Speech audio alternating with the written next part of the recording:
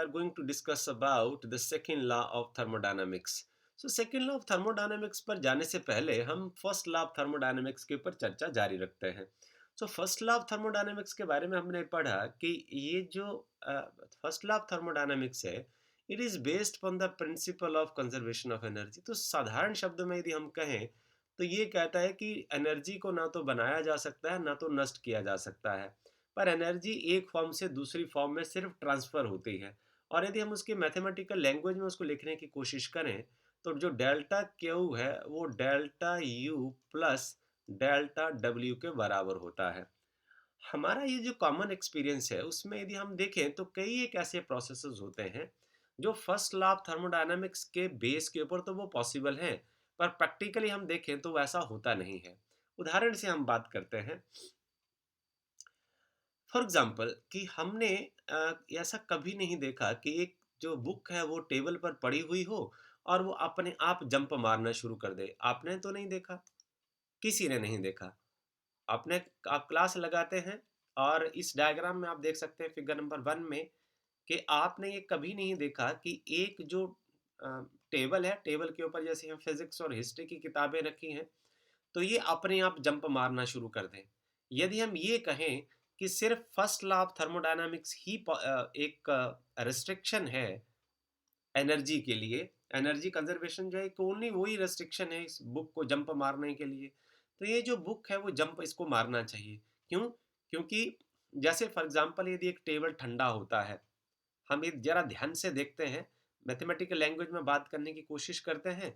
यदि मान लो हम एक देखते हैं कि टेबल जो है वो अपने आप ठंडा हो रहा है, तो जब अपने आप टेबल ठंडा होने लगेगा तो उसकी जो इंटरनल एनर्जी होगी तो वो क्या होगी, वो mechanical energy of the book में चेंज हो जाएगी.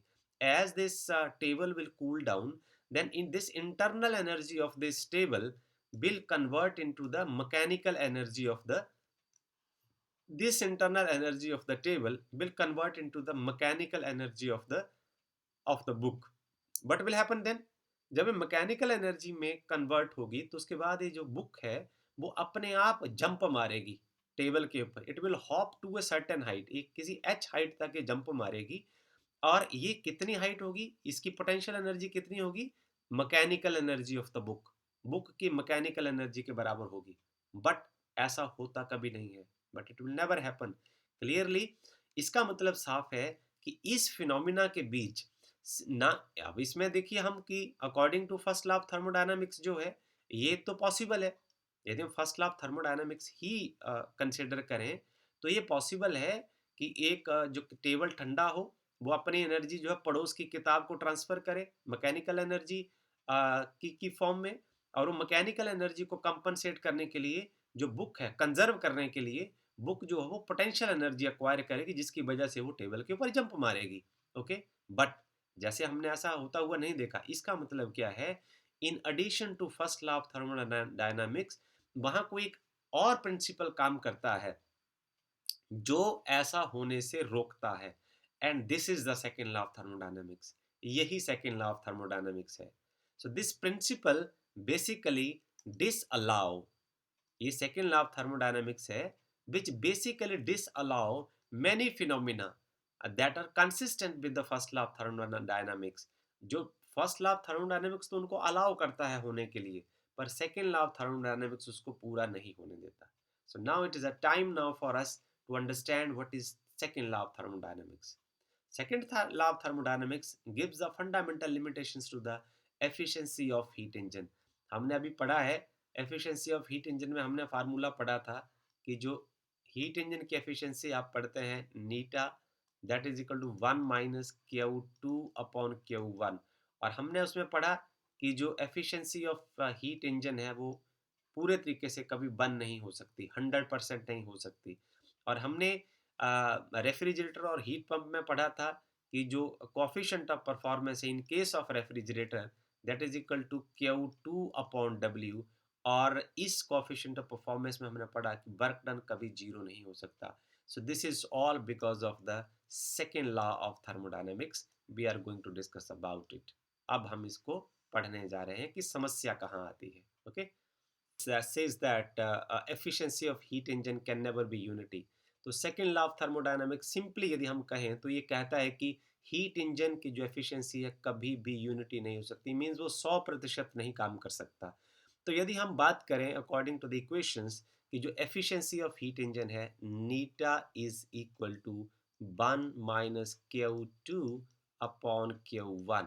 सो सेकेंड लॉ ऑफ थर्मोडायनामिक्स ये कहता है कि it implies that heat released to the cold reservoir could never be equal to zero। मतलब ऐसा कभी संभव नहीं है कि एक हीट जो है वो हॉट रिजर्वायर से आए और सारी की सारी हीट जो है वो सिर्फ बर्क में ट्रांसफर हो जाए और Q2 is equal to zero हो जाए। So according to second law of thermodynamics, Q2 is equal to zero, never possible. This is what second law of thermodynamics, कि ऐसा कोई हीट इंजन नहीं बनेगा जो सारी की सारी हीट को सीधा बर्क में ट्रांसफर कर दे, सिंकर में हीट भेजे बगैर। This is what simply the second law of thermodynamics. Okay, यदि हम रेफ्रिजरेटर की बात करें तो वहां सेकेंड लॉ ऑफ थर्मोडायनेमिक्स कैसे काम करता है? For refrigerator the second law says that coefficient of performance can never be infinite. Coefficient of performance को मैथमेटिकल पहले डिफाइन करें। Alpha, this is equal to Q2 upon W। अब इसको समझना कैसे है? इसको समझना है कि सेकेंड लॉ ऑफ थर्मोडायनेमिक्स ये कहता है कि आपके पास ऐसा कोई रेफ्रिजरेटर नहीं है जो कोल्ड ऑब्जेक्ट से हीट ले और उसको डायरेक्टली हॉट रिजर्वायर में ट्रांसफर कर दे विदाउट परफॉर्मिंग सम वर्क। बिना काम किए ऐसा आपके पास कोई रेफ्रिजरेटर नहीं बनेगा जो सीधा ही कोल्ड ऑब्जेक्ट से हीट ले और हॉट ऑब्जेक्ट में ट्रांसफर कर दे विदाउट परफॉर्मिंग एनी वर्क। मतलब W is equal to zero, never possible. ये है simply second law of thermodynamics. ये संभव नहीं है कि कोई रेफ्रिजरेटर सीधा कोल्डर रिजर्वायर से हीट ले और हॉट रिजर्वायर में ट्रांसफर कर दे बिना सिस्टम के ऊपर काम किए। If W is zero, it is never possible. अब हम इन्हीं दो लॉज को एक स्टेटमेंट, एक फंडामेंटल स्टेटमेंट के बेस में, वर्ड्स में हम लिख बताने की कोशिश करते हैं। एक समरी की फॉर्म में हम कहेंगे the following two statements one due to Kelvin and Planck. So एक स्टेटमेंट कैल्विन और प्लैंक ने दी। He deny the possibility of the perfect heat engine. ऐसा परफेक्ट हीट इंजन नहीं बन सकता। कैसा परफेक्ट हीट इंजन? उन्होंने कहा कि जो डायरेक्ट हॉट रिजर्वायर से हीट ले और कोल्ड रिजर्वायर में ट्रांसफर कर दे without working substance, right? No, it is not like that, but they have said there is no heat engine is possible that will take the heat from the hot reservoir and convert directly it into work without wasting the heat to the sinker and without wasting the heat giving to the cold reservoir, right? और जो क्लॉशी statement है, it's denying the possibility of the perfect refrigerator, कि perfect refrigerator और heat pump की possibility नहीं है, संभावना नहीं है। क्या? एज परफेक्ट रेफ्रिजरेटर कैसा होगा? जो सीधा कोल्ड रिजर्वायर से हीट ले और हॉट रिजर्वायर को हीट ट्रांसफर कर दे। अब जरा शब्दों के खेल में हम इसको बताने की कोशिश करते हैं। कैल्विन एंड प्लैंक स्टेटमेंट है नो प्रोसेस इज पॉसिबल। ऐसा कोई प्रोसेस संभव पॉसिबल नहीं है whose sole result is, जिसका रिजल्ट डिपेंड करता है absorption of heat from the hot reservoir. Hot reservoir से हीट ले and completely conversion of the heat into work, और सारी की सारी हीट को सीधा वर्क में ट्रांसफर कर दे। This is Kelvin Planck statement. It's very interesting statement.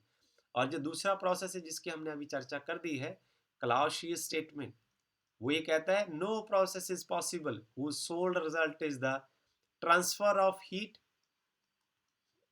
from a colder object to the hotter object। वो जो सीधा ही कोल्डर ऑब्जेक्ट से हॉटर ऑब्जेक्ट को हीट ट्रांसफर कर दे, this is not possible. So I think you have understood these two statements of Kelvin and Planck's and the Clausius statement and have understood well about second law of thermodynamics. Thank you.